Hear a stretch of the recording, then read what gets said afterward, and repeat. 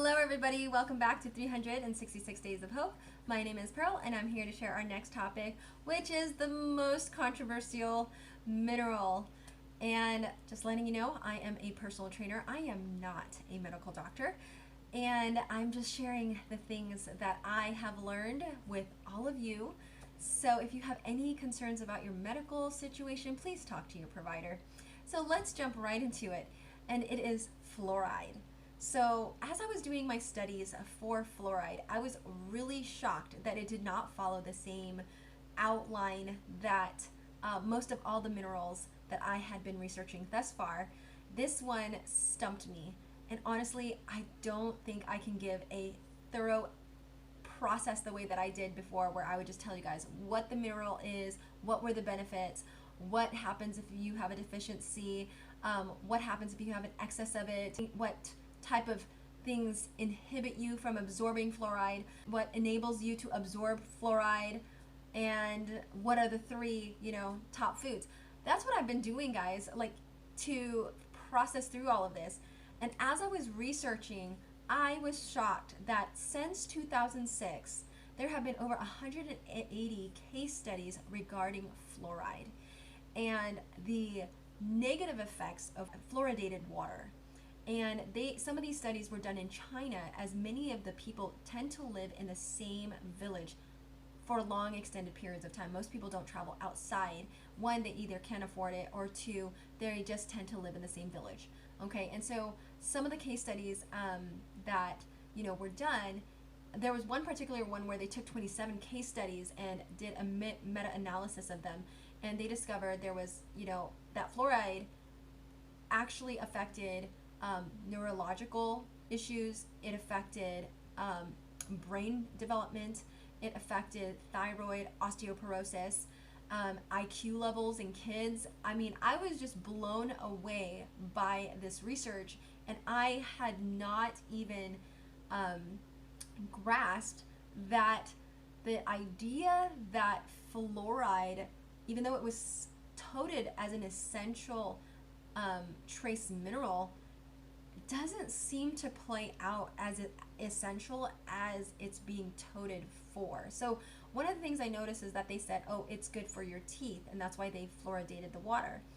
But then I discovered that fluoride is actually a demineralizer. So how is it good if it removes the minerals out of your teeth?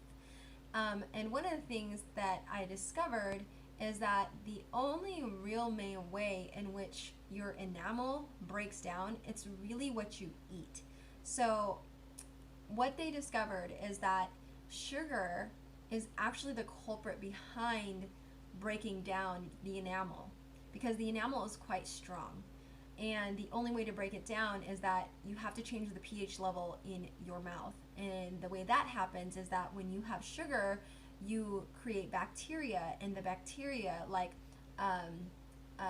lactobacillus, it grows in the mouth, which is why it's important to brush your teeth after you eat, so that way you don't build up that bacteria, because that bacteria then changes the pH level and lowers it from 7, which is where it should be, down to like 4 and 5s, and then that will start to actually demineralize the enamel and actually start to break it down. Fluoride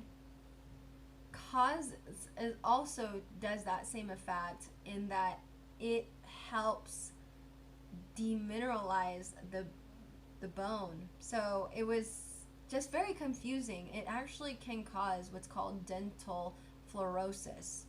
So I was a little confused, like, why would there be fluoridated water if fluoride or increased fluoride actually causes fluorosis? And you can actually have what's called skeletal fluorosis, which is bone loss. So that means that it attacks the bone matrix, and we talked about that, where your body creates collagen, and collagen is within your bone matrix.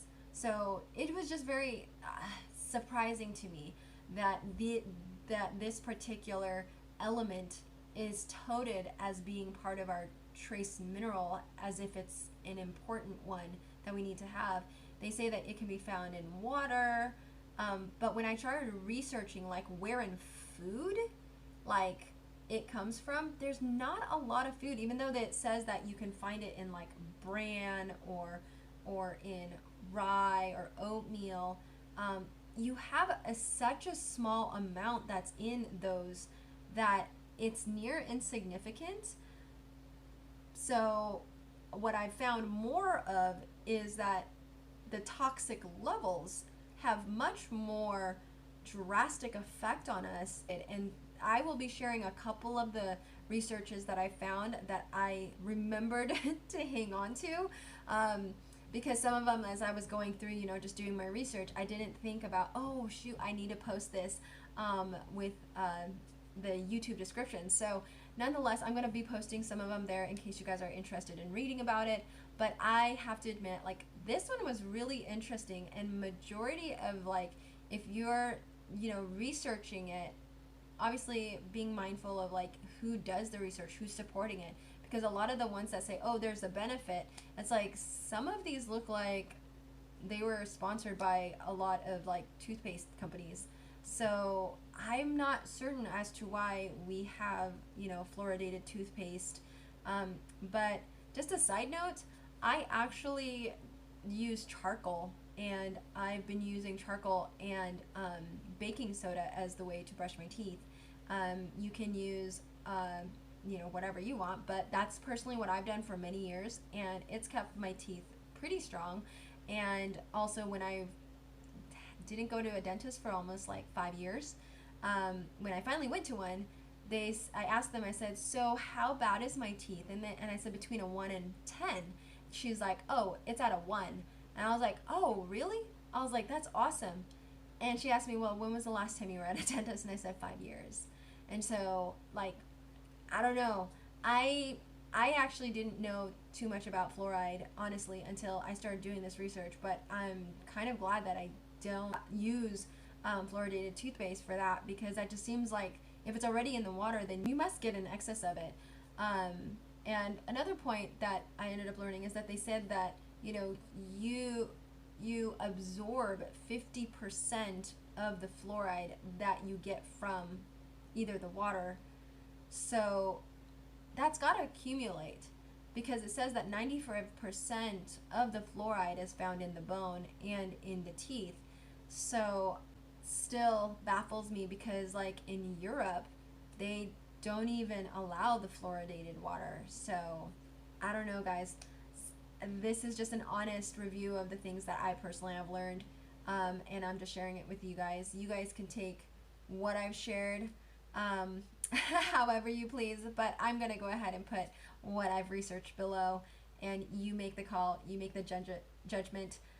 With that said, may you live, thrive, and be healthy. Take care, guys. Bye.